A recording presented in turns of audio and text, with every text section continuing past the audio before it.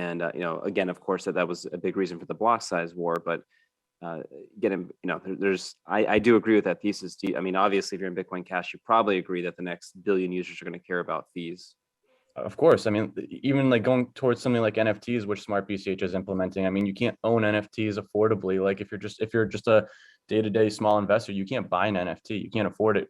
Sometimes because of the fees. Say it's like $100 NFT that has huge value and it's gonna, it has the potential of skyrocketing, but the Ethereum fees are like 300, 400, 500. Sometimes I've seen them go up thousands of dollars. You can't afford that. On SmartBCH, I bought 4 yield producing NFTs that are making me passive income right now, and I paid fractions of a penny for them each.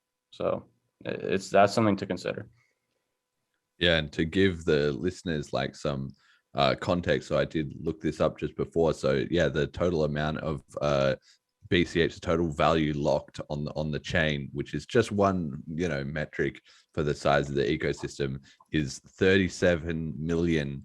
Now, if we compare that to Ethereum, it's 149 billion US dollars locked on Ethereum. So what that means is that essentially BCH would be about a 4,000x growth in the amount of like capital and value flooding into the system before it was matching up to Ethereum in terms of the amount of community interest and the amount of protocols and different value that's going on and so on and so forth, right? So right now BCH is an absolute tiny little speck in the pond of smart chains. But because of the way that open source works, which is that the developers have built SmartBCH using a lot of they recoded everything from scratch to match the same specs in the base layer. But once they did that, porting over all the apps and the wallets and so on and so forth is just tweaking a few